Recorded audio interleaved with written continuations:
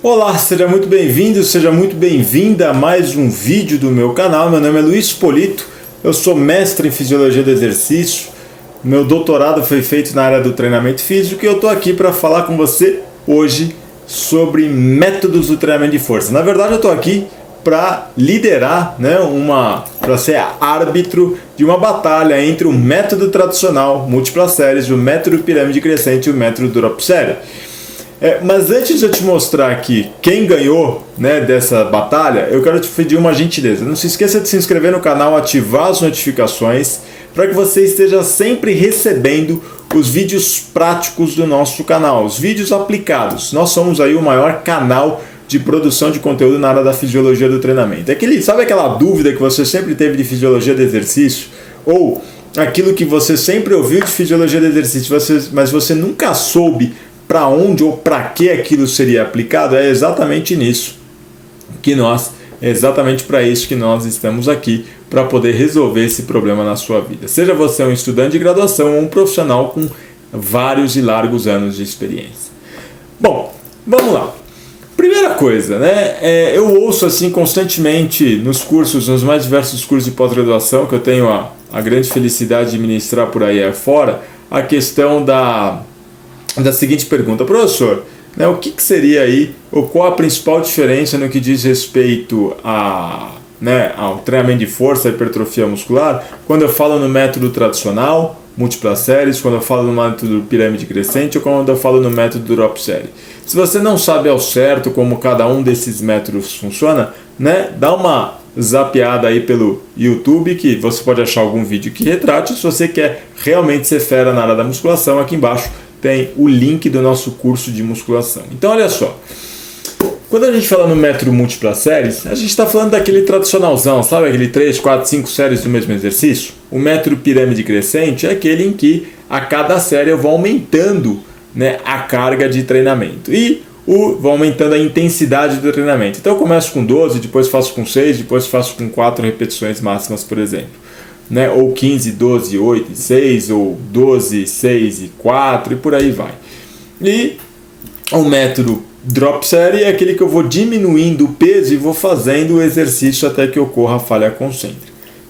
Uma vez brevemente explicado, qual será que é melhor para a hipertrofia muscular? Se você tivesse que escolher nesse exato momento, se você tivesse que pausar esse vídeo, pegar um papel e escrever com letras garrafais aí, o melhor método para desenvolvimento da hipertrofia e da força muscular, dentre esses três, seria qual que você escolheria?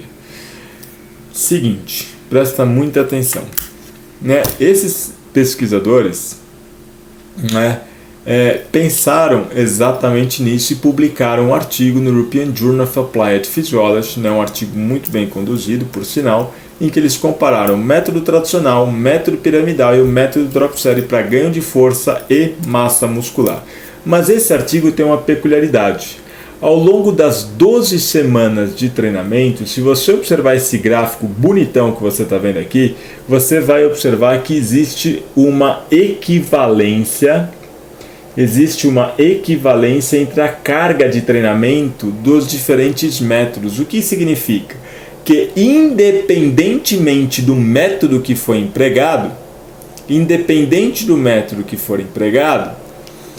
a carga de treinamento foi exatamente a mesma. Porque veja, se a carga de treinamento fosse diferente, eu não ia responder qual método influenciou mais, mas sim qual carga de treino influenciou mais.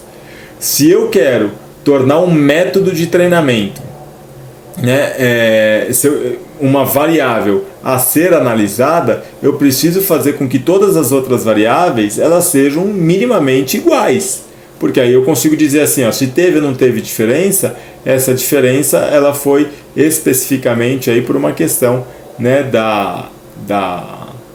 do método de treinamento que foi empregado, beleza? Então aqui o método de treinamento que foi empregado foi a questão do método tradicional, o método piramidal e o método drop série. E aí, como você pode observar aqui nesse gráfico, beleza? Que principalmente nesses dois primeiros gráficos aqui, na direita a gente tem a área de secção transversal da fibra muscular com os diferentes métodos de treinamento de força. E aqui à esquerda o ganho de força máxima, que foi feito no leg press 45 graus, aqui na extensão de joelhos, no leg extension, beleza? E aí o que você observa, que está meio embaçado aí, eu vou pegar um gráfico melhor do artigo, o que você observa é que tanto para ganhos de força máxima, como também para ganhos de área de secção transversal da fibra muscular, o comportamento entre os 3 grupos foi exatamente o mesmo. E aí você pode falar assim, professor, como assim?